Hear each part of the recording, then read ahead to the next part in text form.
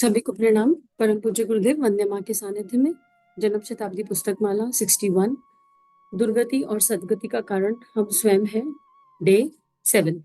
आइए गुरु चरणों का ध्यान करें, भावना करें कि हमारे हृदय में गुरु चरण स्थापित हो गए हैं और उन चरणों से निकलने वाला दिव्य प्रकाश हमारी चेतना को, हमारे मन को, आत्मा को प्रकाशित कर रहा है। और गुरुदेव की ये वाणी हमारे मन, वचन, कर्म में आवश्यक परिवर्तन लेकर आ रही है। ये स्वाध्याय हम एक दिव्य समूह के साथ कर रहे हैं। इस धरती पर जितनी भी जीवन जागृत चेतनाएं हैं, उन तक महापुरुषों की लेखनी, संतों की लेखनी, परम पूज्य गुरुदेव का ये प्रेम स्वतः पहुंच रहा है। इसी भाव से परम पूज्य गुरुदेव पिछले स्वाध्याय में हमें देवत्व का स्वरूप समझा रहे थे। गुरुदेव ने कहा कि देवत्व का मतलब है व्यापकता, विस्तार होना, आत्मीयता का, प्रेम का विस्तार होना। जिसकी आत्मीयता का, जिसके भीतर जितना देवत्व आ गया, जिसकी आत्मीयता का जितना विस्तार हो गया, उसका ऑरा मंडल उतना ज्यादा हो गया। हम कहते हैं ना, कुछ लोगों को देखकर बहुत अच्छा लगता है, उनके साथ बैठ जाओ तो बहुत अच्छा लगता है, भले ही बात ना करें, बस एक अलग सी सूदिंग सी फीलिंग होती है। और कुछ लोगों के पास बैठते के साथ ही उलझन होने लगती है, समझ ही नहीं आता है क्या करें। ये ऑरा मंडल होता है। और ये ऑरा मंडल कैसे होता है? हमारे 3 शरीर है। कारण शरीर मतलब भावनाएं, विचार शरीर मतलब सूक्ष्म शरीर, और स्थूल शरीर। तो अगर कारण शरीर 100 है तो विचार शरीर उसके रेशियो में 10 है और स्थूल शरीर 1 है। इतना जबरदस्त डिफरेंस है। भावनाओं की प्रचंड शक्ति के बारे में गुरुदेव ने कहा। तो ये देवत्व का जो स्वरूप है, देवत्व का जो जागरण है, वो भावना के शरीर से होता है। जिसकी भावनाओं का क्षेत्र जितना व्यापक होगा, उतना ही उसका कारण शरीर, उसका ऑरा मंडल, उसके भीतर का देवत्व जागृत हो जाएगा। अब इस भावनाओं के क्षेत्र को कहां पर बड़ा होना है? दिव्यता की ओर, समष्टि की ओर, राष्ट्र हित की ओर, समाज हित की ओर, भारत माता की ओर, तिरंगे की ओर। मतलब हमारी जो लक्ष्य है वो उच्च होनी चाहिए। तो हम मैं, मेरा और संकीर्णता से बाहर आ जाएंगे। पर हमारे कारण शरीर संसार में उलझे हैं। हमारे अंदर व्यापकता तो है कारण शरीर में, पर वो व्यापकता किधर है? कंपैरिजन की एनर्जी पर, ईर्ष्या की एनर्जी पर, लड़ाई झगड़े की एनर्जी पर, मैं मेरा की एनर्जी पर, तू तेरा की एनर्जी पर। मतलब सब नेगेटिव चिंतन है भावनाओं में।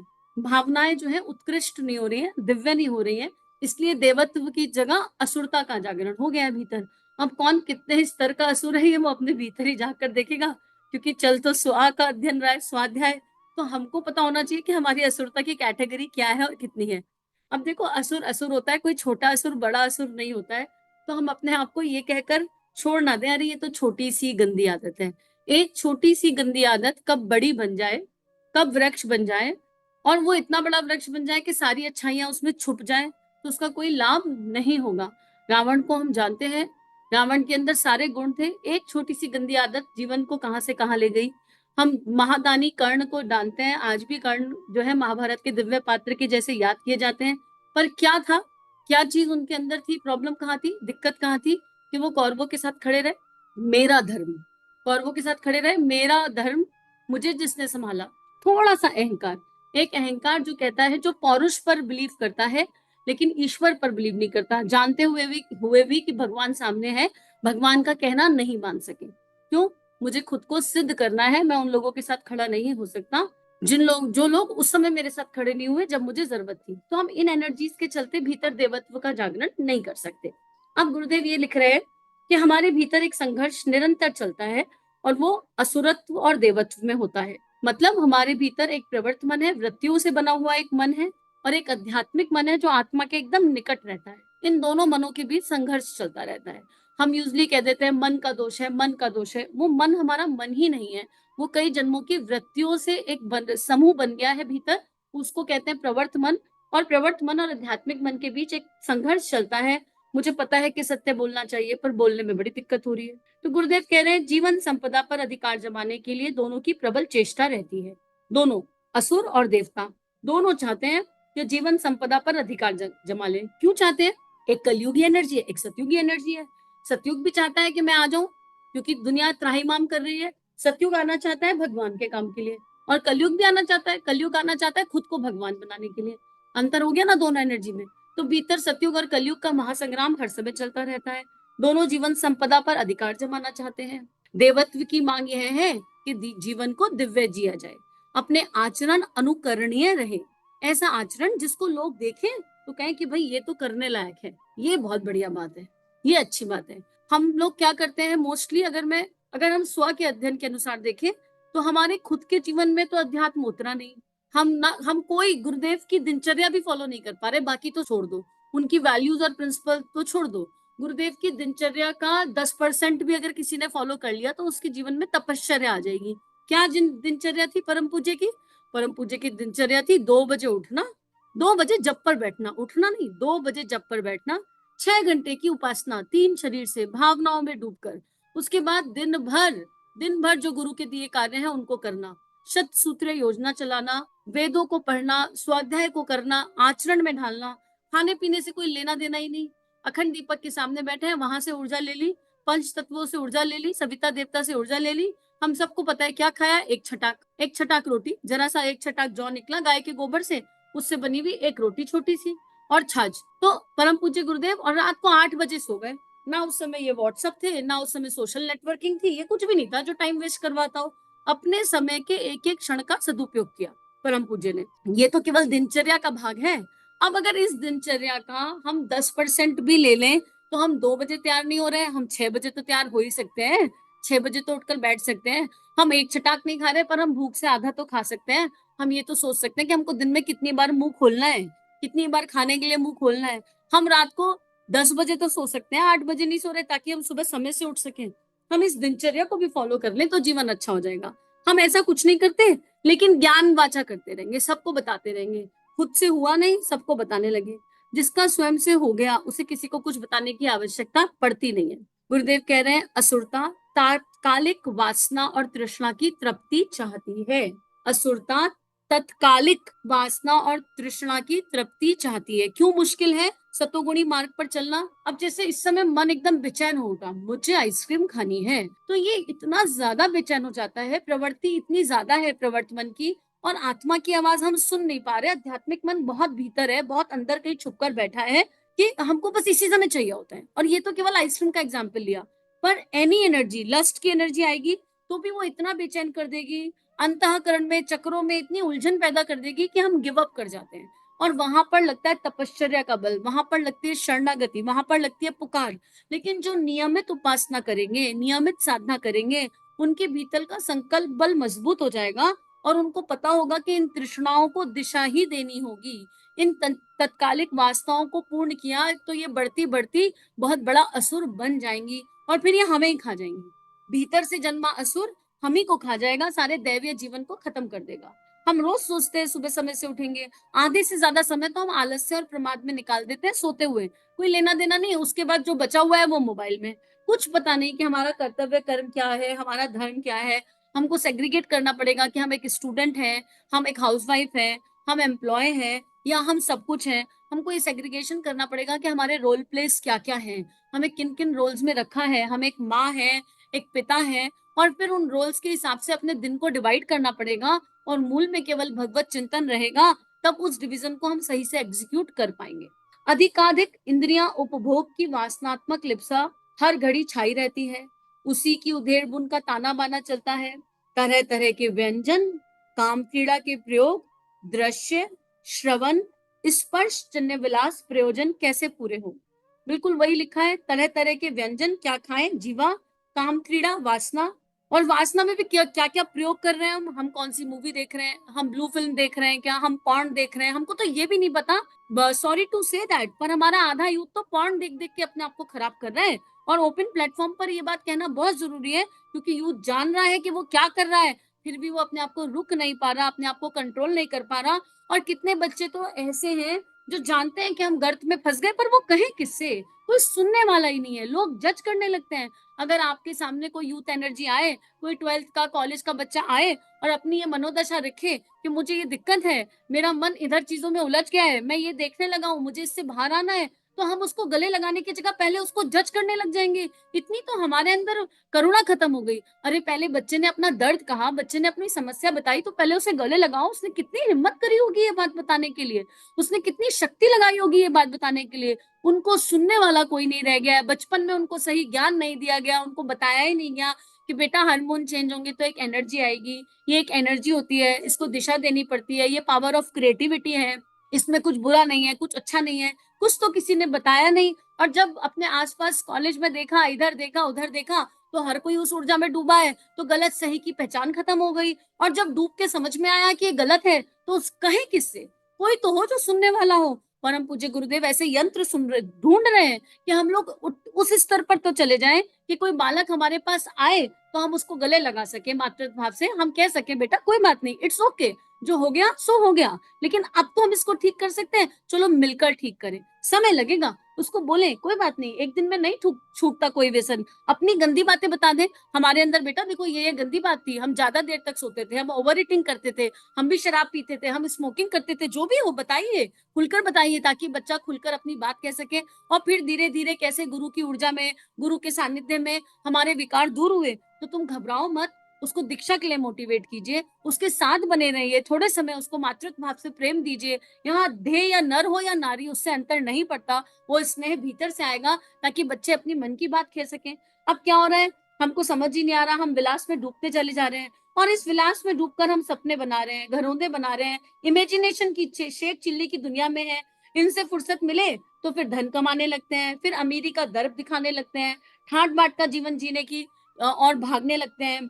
और जीवन की सारी संपदा, जीवन की संपदा क्या होती है? विचार करके देखिए, जीवन की सबसे बड़ी संपदा क्या है? जीवन की सबसे बड़ी संपदा है समय। और जीवन की सबसे बड़ी संपदा समय इन्हीं लोभ मोह वासना तृष्णा के प्रयोजनों को खर्च करने में पूरा हो जाती है, और असुरता बढ़ती चली जाती है। असुरता की परिधि और प्रेरणा यही है। अब हमको डिसाइड करना है। और देखो, कोई पाप छोटा बड़ा नहीं होता, हम लोगों ने पाप को और पुण्य को सेग्रीगेट कर दिया है। हम जब किसी चीज का ज्ञान मिल गया, कोई इंफॉर्मेशन मिल गई कि ये ना करने योग्य है, श्रीमद् भगवत गीता में उच्च आहार विहार की भी बात की गई है, अगर वासनाओं तृष्णाओं की भी बात की गई है, तो अगर मुझे ये पता है कि मुझे ओवर ईटिंग की आदत है, तो मैं ये कहकर टाल मटोल नहीं कर सकती, इट इज ओके, ये तो छोटा पाप है, दारू पीने वाला ज्यादा बड़ा पाप कर रहा है, ये हमारी बुद्धि ने बनाया है, ये हमारी बुद्धि का रचा हुआ खेल है। अरे, जो ज्ञान मिल गया उस ज्ञान के विरुद्ध जाना पाप की श्रेणी में ही आएगा, असुरता की श्रेणी में आएगा। इसमें कोई छोटा या बड़ा असुर नहीं हो सकता, हमको ये जानने की आवश्यकता है। देवत्व ऐसी शुद्रता की बाल कीड़ा में सीमाबद्ध नहीं रहना चाहता। जिसकी आत्मा जागृत हो गई उसके अंदर पीड़ा उठेगी, उसके अंदर छोटी छोटी चीजों की पीड़ा उठेगी। किसी एक दिन लेट उठे तो उसका भी दर्द होगा, प्रायश्चित होगा, आंखों से आंसू गिरने लगेंगे। किसी को गलती से ऊंची आवाज में बात कर ली, अंदर राग द्वेष आ गया, किसी के प्रति कपट की फीलिंग आ गई, तो जो भीतर का देवत्व है ना, वो अंदर अंदर कारण शरीर को इतना हिला देगा, इतना झकझोर देगा कि आंख से आंसू गिरने लगेंगे। हे प्रभु, हम किस दिशा जा रहे हैं? और उनके साथ पुकार निकलेगी शरणागति की, नाम जप की, जो भी जिसके अभ्यास है, जिसके चित्त पर जो भी प्रवृत्ति होगी, प्रकृति होगी, उसके अकॉर्डिंग पुकार निकलेगी। अब देवत्व चाहता है कि हम शूद्रता को त्याग दें। तो क्यों त्याग दें? क्योंकि देवत्व बड़े प्रयोजन पूरे करवाना चाहता है। बड़े प्रयोजन पूरे करने की आकांक्षा देवत्व को बेचैन किए रहती है, और यही अंतर्द्वंद देवासुर संग्राम है, जो प्रत्येक विचार और प्रत्येक कार्य में अपने अपने पक्ष में समर्थन में निरत रहते हैं। भोजन करते समय यह खींचतान देखी जा सकती है कि स्वादिष्ट और किंतु गरिष्ठ हानिकारक पदार्थ और दूसरी ओर कम स्वाद के किंतु सात्विक पदार्थ सामने होते हैं। दोनों ही थाली के सामने है, किसे ग्रहण किया जाए, किसको छोड़ा जाए, इसमें भीतर ही भीतर अंतर्द्वंद चलता है। यही देवासुर संग्राम है। जिस पक्ष की प्रबलता होगी उसी की बात चलेगी। देखो, हमारे 3 मन है, प्रवर्त मन, आध्यात्मिक मन और एक प्रबुद्ध मन है। प्रबुद्ध मन क्या है? ये समता में रहता है, न्यूट्रल गियर है। जिस तरफ झुकाव चला गया, प्रबुद्ध मन उसी की वकालत करना शुरू कर देगा वृत्तियों के हिसाब से। प्रबुद्ध मन ऐसा कहेगा, ठीक है ना, एक बार खा लिया तो क्या हो गया। अगर वो प्रवृत्तियों की तरफ झुका है, और अगर वो आध्यात्मिक मन की तरफ झुका है, तो वो वार्निंग देगा, नहीं, एक बार भी नहीं खाना, अच्छी बात नहीं है, इसको खाने से नुकसान होगा, पेट में अच्छा नहीं होगा, बाद में रिजल्ट अच्छे नहीं आएंगे। तो हमारा प्रबुद्ध मन उधर झुक जाता है जिस मन का प्रभाव ज्यादा है। आध्यात्मिक मन का जागरण केवल जप से, उपासना से, ईश्वर के चिंतन से किया जा सकता है, क्योंकि आध्यात्मिक मन का अर्थ ही है आध्यात्मिक मन जो आत्मा के निकट हो। अध्यात्म, आत्मा के निकट वाला मन। तो गुरुदेव कह रहे हैं, आंख खुलते के साथ ही ये संग्राम शुरू हो जाता है। आंख खुली, 4 बजे, आज भगवान ने उठा दिया, अरे और 2 घंटे सो जाते हैं, अरे और 1 घंटे सो जाते हैं। आध्यात्मिक मन कह रहा है, नॉक नॉक, मैंने उठाया है, भगवान जी ने उठाया, उठ जाओ, 15 मिनट बस जप कर लो। हम कह रहे हैं, नहीं, क्या करेंगे? आध्यात्मिक मन कह रहा है, उठ जाओ, वॉक कराओ, मॉर्निंग वॉक कराओ, सूर्योदय के साथ रनिंग कर लो, जॉगिंग कर लो, एक्सरसाइज कर लो। हम सोच रहे हैं, नहीं, क्या करेंगे, छोड़ो, इसको करने की क्या आवश्यकता है। तो खेल सारा यही है। तो गुरुदेव कह रहे हैं, ये अंतर्द्वंद हमको एक कॉपी में लिखना चाहिए कि हमारा दिन भर में कितनी बार ये द्वंद चला, कितनी बार असुरता और देवत्व के बीच में द्वंद चला, और कौन जीता। अपनी एक कॉपी पे केवल निष्पक्ष भाव से ये लिखने की आवश्यकता है। आगे गुरुदेव समझाते हैं, धनोपार्जन में नीति अनीति, क्रम में श्रमशीलता और आलस्य प्रमाद की, चिंतन में विकारी एवं आदर्शवादी विचारों की, उपयोग में संयम असंयम की, आचरण में आदर्शवादिता एवं भ्रष्टता की, दर्शन में आस्तिकता नास्तिकता की आकांक्षाएं हर घड़ी हर क्षण मल्ल युद्ध करती हैं। यही देवासुर संग्राम है। गुरुदेव ने हमारा दिन भर का जो स्वाध्याय का क्रम है, जो हमको चिंतन करना है, उसको कैटेगराइज भी कर दिया। धनोपार्जन में नीति अनीति, इसको नोट कर सकते हैं हम। क्रम में कर्म करते हुए श्रमशीलता या आलस्य प्रमाद, इसमें क्या होता है, काम को टालने की आदत, काम को टालने की आदत। अभी करना है, जो कर्मयोगी होगा ना, वो इसी पर उठकर काम करेगा। वो ये नहीं कहेगा कर लेंगे, 1 घंटे बाद कर लेंगे, आज का कल कर लेंगे, ऐसा नहीं करेगा। और श्रम से मुंह नहीं चुराएगा। जो भी काम है वो करना है, उसमें जितना भी श्रम लगे वो करना ही है। चिंतन में विकारी और आदर्शवादी विचारों की, उपयोग में संयम असंयम, आचरण में आदर्शवादिता और भ्रष्टता। अब ये हमको अपने भीतर देखना पड़ेगा। और ये परस्पर विरोधी खींचतान हर समय चलती है। कब किसकी विजय हुई, यह आत्मनिरीक्षण यदि सतर्कता पूर्वक जारी रखा जाए तो यह स्पष्ट हो जाएगा कि अंतर्द्वंद के महाभारत में किस पक्ष की सेना हारती है और किसकी जीतती है। तो गुरुदेव ने भी इनडायरेक्टली डायरी बनाने के लिए कह दिया। क्या कह रहे हैं गुरुदेव, यह आत्मनिरीक्षण यदि सतर्कता पूर्वक जारी रखा जाए। अब जैसे फॉर एग्जाम्पल मेरा निरीक्षण शुरू से शुरू होता है। जब गुरुदेव कह रहे हैं निरीक्षण करो, तो एक ही दिन का कर लो। सुबह 5 बजे उठना है, रोज पंच तत्वों की साधना करनी है। तो किसी किसी दिन ये जो अंतर्द्वंद है उसमें आध्यात्मिक मन की हार हो जाती है, और देख लेते हैं किसी ने लॉग इन कर लिया तो चलो पढ़ के सो जाते हैं 1 घंटा। 6 बजे उठेंगे, अब 6 बजे तो भैया सेशन है तो उठना ही पड़ेगा वाली सिचुएशन।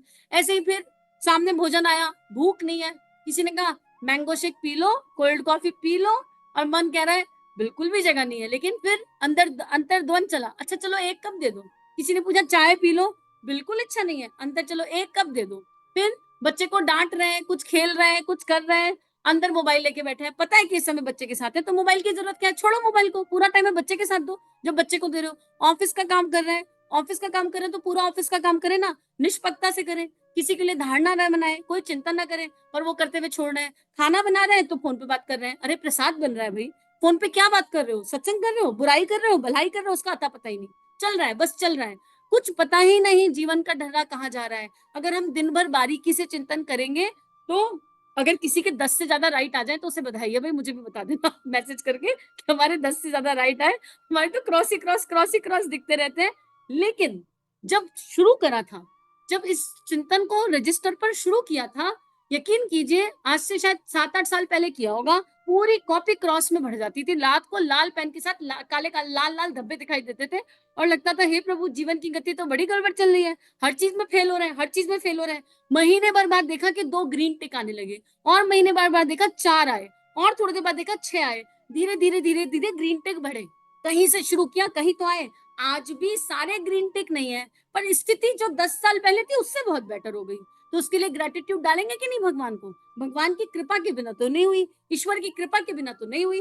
तो कोई दीनता नहीं, कोई हीनता नहीं, और सतत अभ्यास कि भगवान जब तुम चाहोगे तब ये सारे ग्रीन हो पाएंगे, अभी तो ना हो पा रहे। लेकिन इसका मतलब ये नहीं कि हम अभ्यास प्रयास छोड़ दें, अभ्यास प्रयास करना है। तो अपनी कॉपी बनाएंगे, अपनी कॉपी पर समय अपनी प्रायोरिटीज लिख लेंगे। टाइम टेबल, टाइम मैनेजमेंट का सबसे बेस्ट तरीका होता है, अपनी कॉपी पर अपने दिन भर की प्रायोरिटीज लिख लीजिए कि आज मुझे दिन भर क्या क्या करना है। जो काम होता जाए उस पर टिक, और अपने आप को इतना पैक रखना कि समय बर्बाद करने के लिए समय ही ना बचे। हमारे जब हम लिखने बैठेंगे तो हमें पता चलेगा हमारे पास तो काम ही बहुत कम है। अरे हम तो घर में बैठे रहते हैं। जैसे ही पता चलेगा काम बहुत कम है, तुरंत सोचो अब क्या गुरु कार्य किया जा सकता है, तुरंत सोचो आत्मनिर्माण कैसे हो सकता है, तुरंत सोचो नेक्स्ट स्टेप व्हाट। लेकिन ये लिखे बिना नहीं होगा। इस देह का तो हुआ नहीं लिखे बिना। स्वाध्याय है, स्वयं का अध्ययन है। अगर आपका मानसिक चिंतन से हो जाता है तो बहुत अच्छी बात है, बहुत बहुत बधाई। इस देह को तो रजिस्टर मेंटेन करके लिख कर करना पड़ा, और सालों रजिस्टर मेंटेन किया, तब कहीं जाके गाड़ी थोड़ी ट्रैक पर है। और आज भी इधर उधर गिरती पड़ती रहती है, आज भी गिरती पड़ती रहती है। उस समय बस नाम जप और गुरु को पुकार काम आती है। तो इस स्वाध्याय के इस वाले अंश को यहीं पर भगवान के श्री चरणों में अर्पित समर्पित करते हैं, और बस यही प्रार्थना करते हैं। इसको यहाँ रोकने का कारण बस यही है कि पहले हम ये तो समझ जाएं कि हमारे महाभारत में कौरव जीत रहे कि पांडव जीत रहे हैं। तो अगले 24 घंटे हम इसी पे चिंतन कर लें। एक तरीका ये भी है कि अपने मोबाइल में 1 हफ्ते के लिए हर 1 घंटे का अलार्म लगा लीजिए और हर 1 घंटे बाद बस ये पूछो पिछले 1 घंटे में क्या किया। सबसे सरल तरीका, पिछले 1 घंटे में देवता जीते कि असुर जीते, और कॉपी पे लिख लो।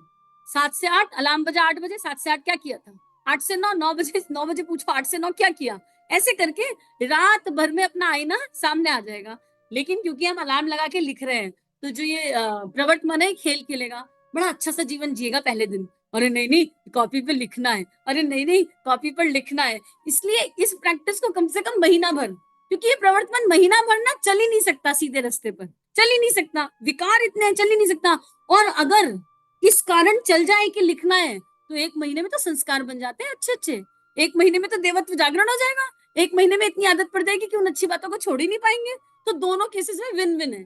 लेकिन लिखे बिना नहीं होगा। सबसे सरल तरीका लिखने का, बहुत सारे तरीके अपनाए, सबसे सरल तरीका यही लगा कि हर 1 घंटे में पिछले 1 घंटे का एनालिसिस, किसको जिताया भाई है, गुरुजी जीते कि भीतर की पाखंड जीत गए, ठीक है। और उत्तर खुद को, और कोई एक्सक्यूज मत देना अपने आप को। ये प्रवर्तमान क्या करेगा, एक्सक्यूज देगा, अरे नहीं पिछले घंटे में ना ये वाली बहुत जरूरी बात थी, अब ऐसे कैसे, अब संसार को तो निभाना ही पड़ता ना, माता जी का कॉल आ गया था, अरे मौसी जी का कॉल आ गया था, अरे चाची जी का कॉल आ गया था, अरे बाबू जी का कॉल आ गया था। अब वो तो जो कहेंगे वो तो सुनना ही पड़ेगा ना। वो कर रहे थे बुराई, हम क्या करें, हम तो नहीं कर रहे थे, हम तो सुन रहे थे। अरे तो क्यों सुन रहे थे, तुम्हारे कान बुराई सुनने के लिए बने? उस समय उन्हें क्यों नहीं रोका कि जो आप बात कह रहे हैं हम सुन नहीं पाएंगे, हमसे नहीं हो पाएगा, अभी हमारा ऑरा इतना अच्छा नहीं हुआ कि हम बुराई सुन के पचा लें, हमारे मन में धारणा बन जाएगी उन लोगों के लिए। जब हम इस धैर्य पर चलेंगे तो भीतर साहस भी आएगा, सत्य के लिए, सही के लिए। सही क्या है, उस सही पर चलने के लिए, उस सही को जीने के लिए साहस भी आएगा भीतर। तो इसी के साथ समूह की इस दिव्य शक्ति को प्रणाम, परम पूज्य गुरुदेव से सभी के लिए प्रार्थना। हम सभी परम पूज्य गुरुदेव के सानिध्य में। इदम श्री सद्गुरुवे नमः। चलिए समाज में कुछ अच्छा बांटें। अगर ये वीडियोस आपकी लाइफ को कंट्रीब्यूट कर रहे हैं, ये भावनाएं आपके हृदय को स्पर्श कर रही हैं, तो इन भावनाओं को विश्वव्यापी बनाने में हमारी सहायता कीजिए। चैनल को लाइक कीजिए, सब्सक्राइब कीजिए और पूरे विश्व में इस चैनल को पहुंचा दीजिए, ताकि संतों की लेखनी से जन जन का कल्याण हो सके। जय हिंद, जय भारत।